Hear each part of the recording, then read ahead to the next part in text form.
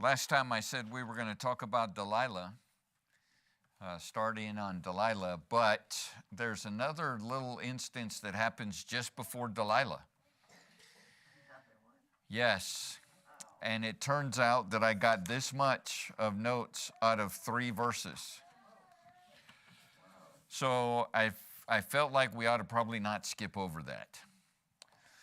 So we're in Judges chapter 16, and we'll be looking at verses 1 through 3.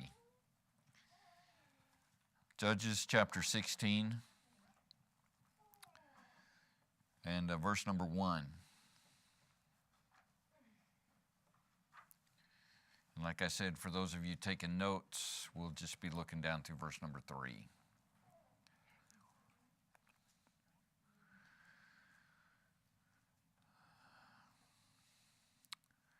All right, in Judges 16 and verse number 1, it says this: Then went Samson to Gaza, and saw there an harlot, and went in unto her. And it was told the Gazites, saying, Samson is come hither. And they compassed him in, and laid wait for him all night in the gate of the city, and were quiet all night, saying, In the morning, when it is day, we shall kill him.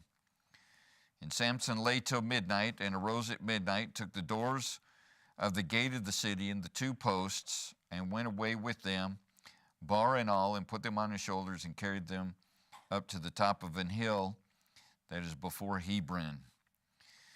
And so it doesn't sound like there's a lot there, but there's that word went in the first verse, is there not? Mm-hmm. And he went.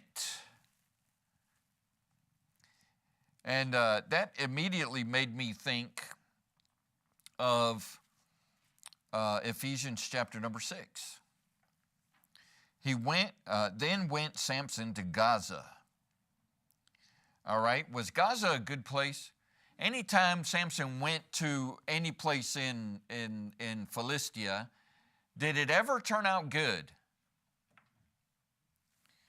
I mean, there was the first time when there was a girl that looked good, and then he ended up killing some guys over her. And then he went down again and found himself a wife and killed some guys for her. And then she ended up dying, and then he ended up killing a whole bunch more guys for her. And then we have this time. He goes back into Philistia, into Gaza. Do you think this one's going to turn out good? So then went Samson to Gaza. In Ephesians chapter number 6, there's a couple of things that I'd like to look at. So hold your place here in Judges 16, and let's turn over to Ephesians chapter number 6. And you're familiar with the armor of God. You're familiar with that.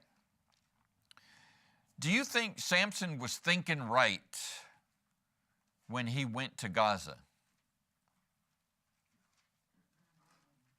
I mean, what was the reason to go to Gaza? Let me tell you why. And we're going to see this in just a minute. But where Samson was to Gaza was 37 miles. It's a 37-mile walk. So it's not just like a little afternoon stroll to go from the town that you're in to Gaza. It's not just a little stroll. He had to, on purpose, his mind had to be made up for him to go into Gaza. So Ephesians chapter number 6 and verse number 10, we'll pick it up in verse 10. It says, Finally, my brethren, be strong in the Lord and in the power of his might. Put on the whole armor of God, that you may be able to stand against the wiles of the devil. And here's point number 1. Remember, we're talking about Samson's mind. He chose to walk over 30 miles, almost 40 miles, to go someplace that was trouble. Verse number 12, For we wrestle not against flesh and blood, but against principalities, against powers, against the rulers of the darkness of this world, against spiritual wickedness in high places. You know, we need to be careful where we go. We need to be careful what comes into our mind, because it will cause us to go to a place like Gaza. It'll cause us to go to a place where every time we've gone there before, we've only gotten in trouble. And even if this is the first time Samson went into Philistia, what happens? He got into trouble. So it doesn't matter for us if this is the first time we go to this place or it's a multitude of times that we go to this place. We just need to make sure that we guard our minds so we don't go to places that get us in trouble. All right? Case in point, I don't go to Park Place Mall anymore. Or very rarely. Do you know what's in Park Place Mall that gets me in trouble? No. What'd you say? Cinnabon. Not Round One. Come on, that's fun and gay. That's arcade. I would go to Round One and just stay there for a little while, fill up my little card, go over there, play some pinball machines. You're talking about old school. I remember when you could play pinball and they gave you 5 balls. Now there's only 3. For the same, and they charge you more for it. Anyways, I don't go to Park Place Mall, or I go very rarely because Cinnabon is there. And man, it smells good. You walk by there, and I almost feel like Bugs Bunny when he gets caught by that odor, and he kind of lifts up out of the ground, and he just floats, and he follows it right over to the place. That's why I walk into the mall, I'm like, woo! You know, yeah. And then they've always got somebody there making fresh ones. All right, so you know, that's kind of a fun illustration of a place that I get in trouble at. You know, we ought to choose not to go to places that get you in trouble. If you've gotten in trouble there before, just choose not to go to those places. You gotta guard your mind. That's what we're talking about here. Guard your mind. Let's continue reading in Ephesians 6. Verse number 13, wherefore take unto you the whole armor of God, that you may be able to withstand in the evil day, and having done all to stand. Stand therefore, having your loins girt about with truth, having on the breastplate of righteousness. What's this verse number 15 say?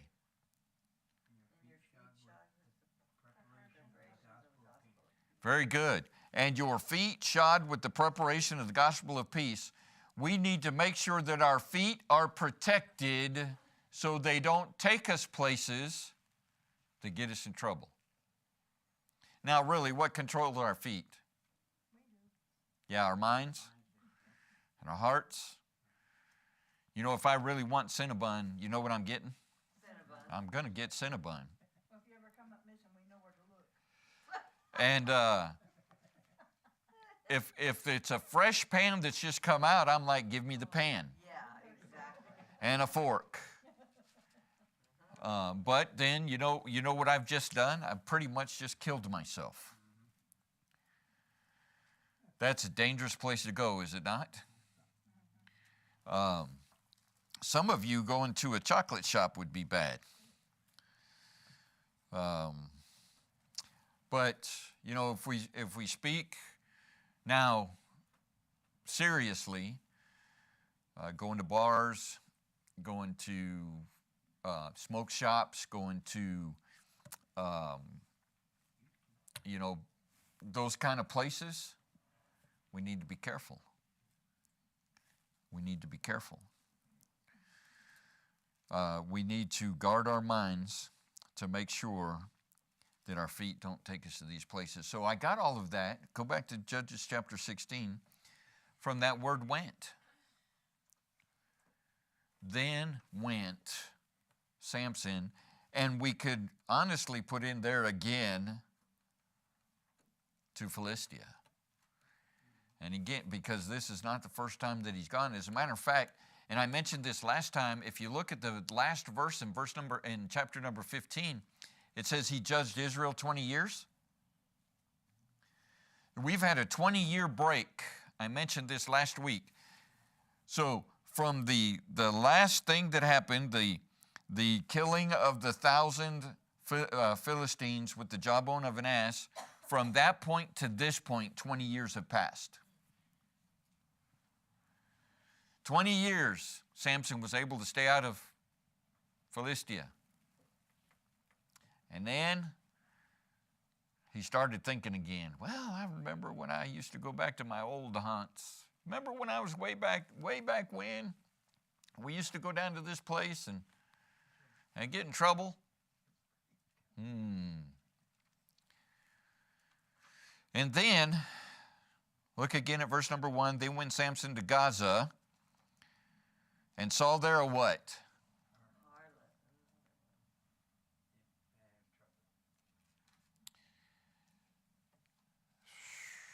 You know, we need to be careful about this matter. And really, I'm speaking to men. It doesn't matter how old we get. We still struggle. Samson now is at least 30-something, 40-something. He sees a harlot and he went in unto her. Hold your place here and go with me to Proverbs chapter 7. There's this whole passage about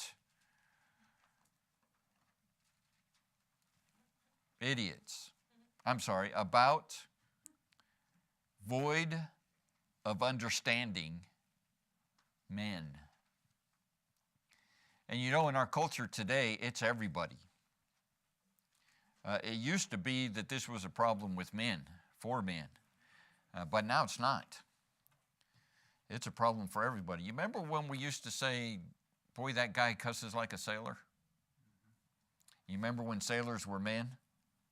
Yeah, they're not anymore. So this problem is not a problem just for men, but it's a problem for everybody. Proverbs chapter 7, and we'll pick it up in verse number 6. Proverbs 7 and verse number 6. For at the window of my house I looked through my casement, and beheld among the simple ones, I discerned among the youths a young man. What are those next three words? Void of understanding. How can you tell if a person is void of understanding?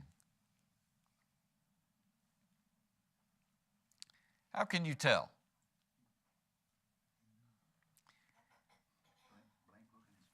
Okay, a blank look on his face. Usually a mouth breather, right? Has a forehead. But when else will you find somebody is void of understanding? Doing something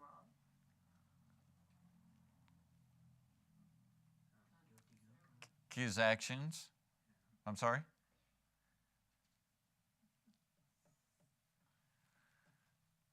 His actions would be one.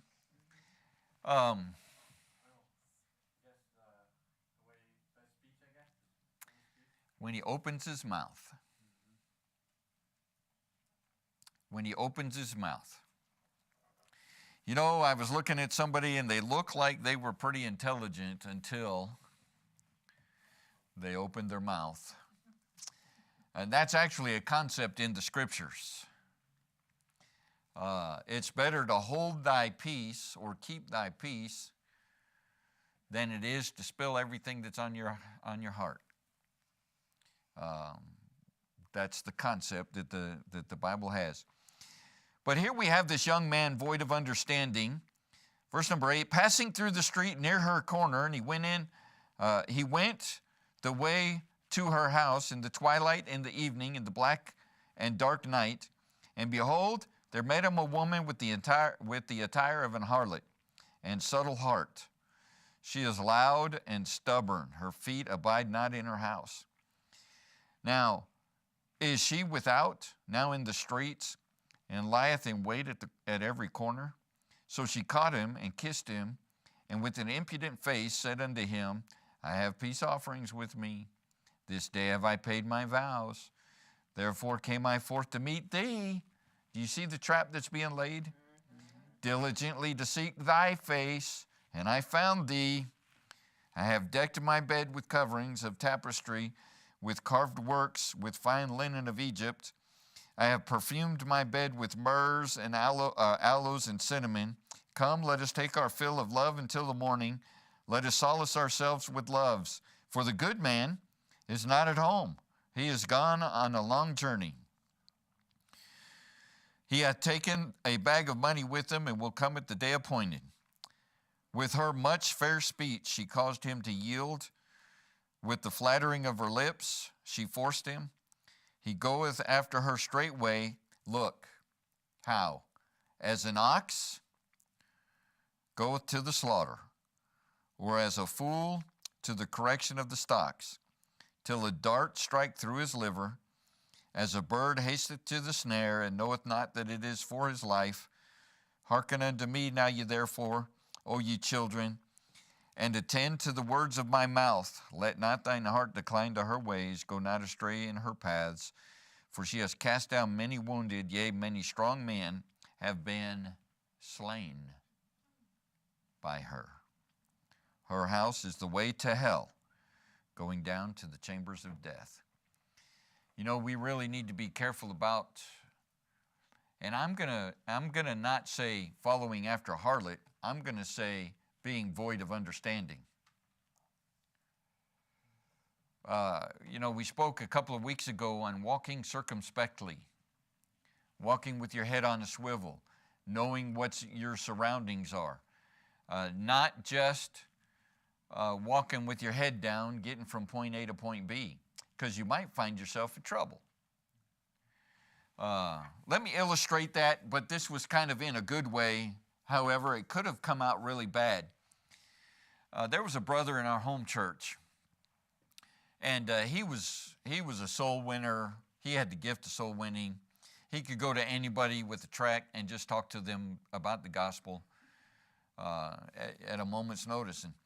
And what this brother was doing, he had his head down like this, kind of down, and he had in his hand a whole stack of tracts, and he's just walking through the Norfolk shipyards, because he was a shipyard worker, shipbuilder, and he's just passing out tracts to guys that he sees walking on the docks in the shipyard. And he walks into the midst of a group of men, and he's handing out tracts. Now that sounds good. The bad thing was they were in a drug deal. So this Christian man found himself in the middle of a drug deal. Now, what would have happened if the police would have showed up right then and busted all those guys? So even though he's doing a good thing, he wasn't walking circumspectly. He wasn't walking, looking around, watching.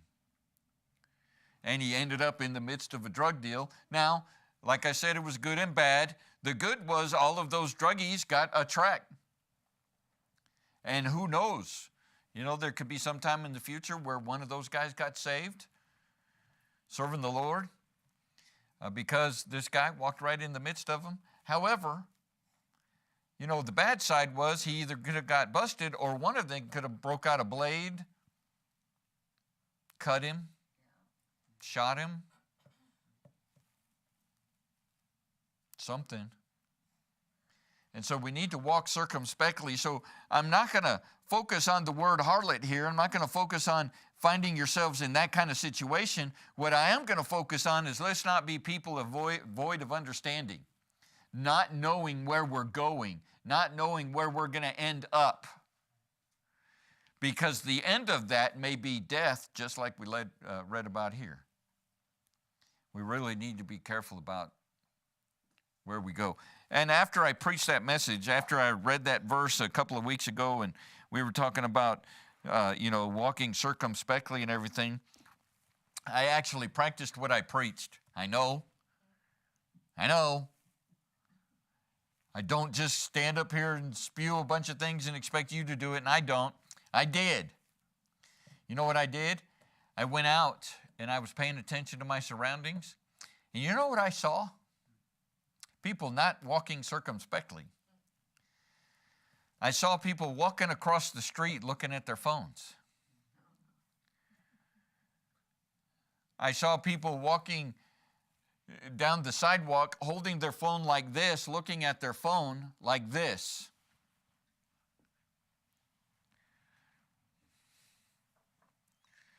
When you're walking across the street, walk across the street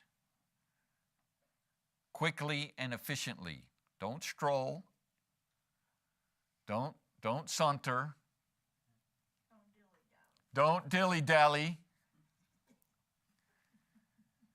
Get across the street. Because, and don't be looking at your phone or, whatever when you're walking across the street, because there's going to be some idiot in a car looking at his phone while you're in the crosswalk, dilly-dallying. Let's walk circumspectly. So let's not be like this young man in this passage here, void of understanding. And I'm not going to say, don't go to college so you can be smart. Book smarts don't really help you out a lot. I mean, they do, but if you just lifted your eyes and paid attention, you could probably not be void of understanding. We need to be careful about where we're going and make sure that we don't walk into a place like Gaza. Samson walked into this place this place called Gaza, and a man void of understanding went to a harlot again. Did he find himself in trouble? Well, let's go back to Judges chapter 16 and take a look. So, he's in Gaza. He's with the harlot. Verse number 2, it was told the Gazites, saying, Samson has come hither. How long do you think the Gazites were waiting for Samson to come? 20 years. At least 20 years. And they're still vigilant, because what did Samson do to Philistines 20 years ago? He killed 1,000 of them.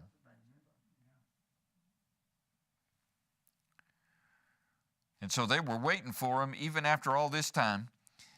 And so again in verse number 2, and it was told the Gazites, saying, Samson has come hither.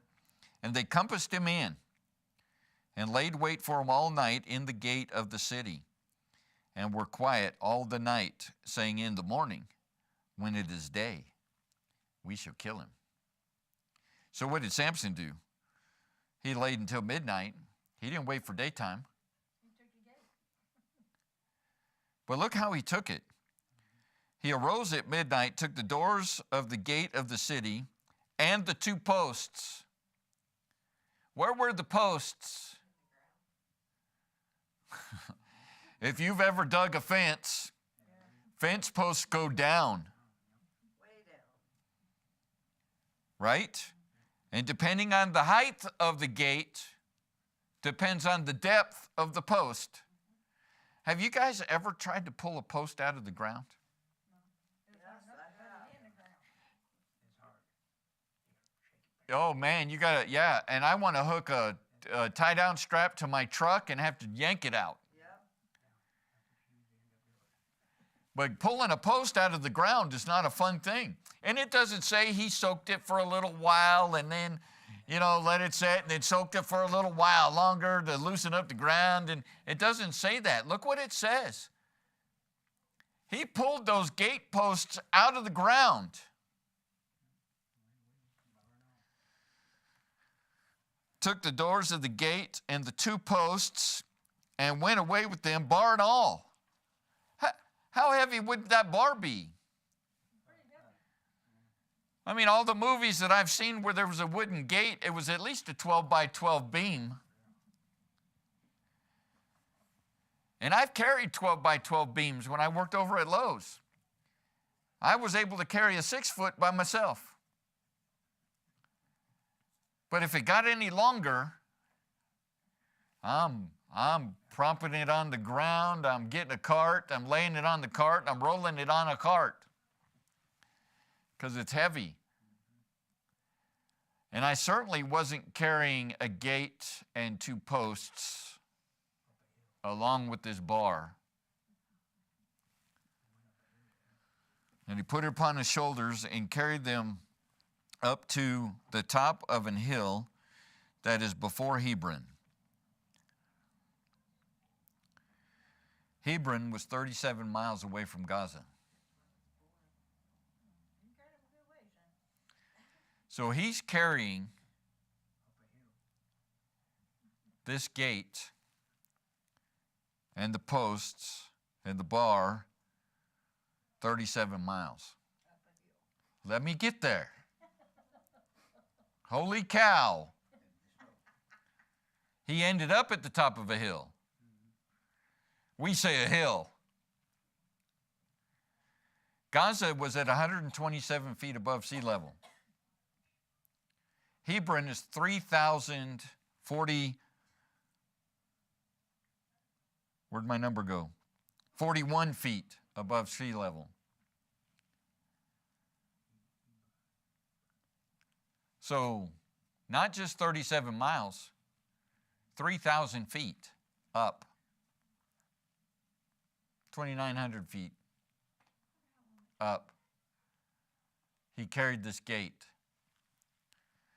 Now, would you say that was a pretty impressive physical feat? How many of you guys think you could do that? All right, how many of you think you can walk 37 miles on a straight road? Yeah, me either. Right? Yeah, no, I'm struggling when I've got a mile straight to go. 37 of them. All right, but 37 miles now carrying a gate, 2 posts, and the bar for 37 miles flat. Well, if I can't walk it 37 miles flat without anything, certainly not carrying a gate. But then he went up 2,900 feet on an incline. Now, how many of you could walk 37 miles on an incline? Even on Peloton, they don't make you go 37 miles. They give you an incline. Now, would you say that that was a pretty impressive physical feat? Yeah. You know, we all think that that was a pretty impressive physical feat, and I agree. And a lot of times, though, we focus on the physical feat. But where was Samson's weakness?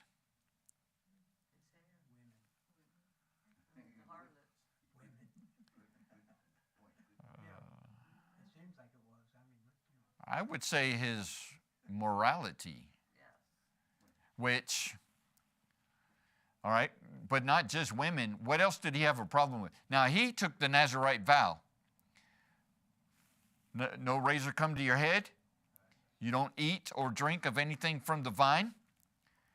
And you don't touch any dead animals or anything dead, so dead body, whether it be a carcass, that's the word I'm looking for, whether it be animal, whether it be human. What did Samson do over the course of his life? All of those things. Yeah, so he touched the dead lion, right? Ate the honey. But then at that marriage feast, it's all about wine, Yeah. the fruit of the vine. It's all about that.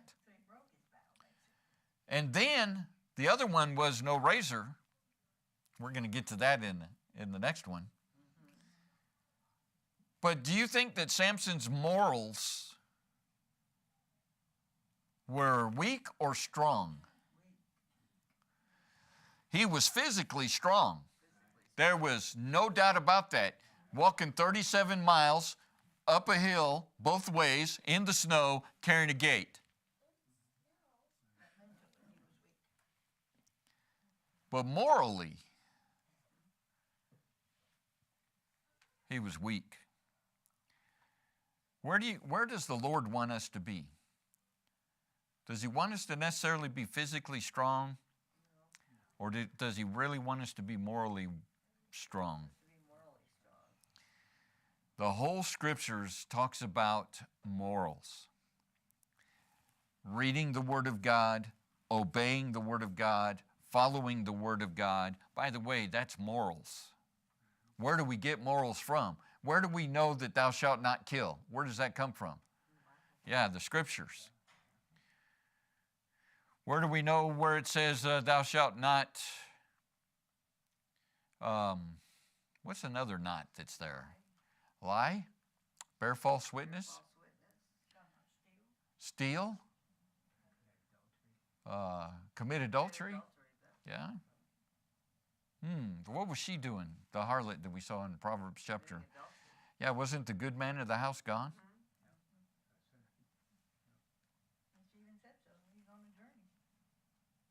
He's gone. So where do we get morals from? Well, it's certainly not something that's evolved in us. We got it from somewhere. And the Lord has given that to us. So we ought to be morally strong. We ought to, with our morals, and I'm going to use what we're talking about here, be able to walk 37 miles carrying a gate, 2 posts, a bar, uphill, morally speaking. Don't we call that the moral high ground? Have you heard that term? We'll have to take the moral high road. And that moral high road is whatever the scriptures say, that's the way we ought to go. Put on the whole armor of God like we spoke about just a couple of minutes ago. Protect the mind, the heart, the feet, your strength. All of those things that are listed. They need to be protected from what? From the fiery darts of the devil. By the way, he knows your weakness. You know what he was flinging at Samson? Little darts of Philistia. Hey, you need to go back to the Philistines. Remember how much fun you had over in Philistia? You remember when you went down there and there was that cute girl? Oh, forget about the 30 guys that you killed. Forget about that unpleasantness. Oh, you remember when you went down there and you found that pretty girl that became your wife? Oh, never mind that she was given to somebody else. Her and her father was burnt. He killed 300 others. Forget about that. But you remember those good times? It's all about the fiery darts of the devil. And so, guys, we need to really be concerned about our morals, not necessarily a physical restraint, but a moral restraint as we go through our lives. All right, questions, comments about what we're talking about?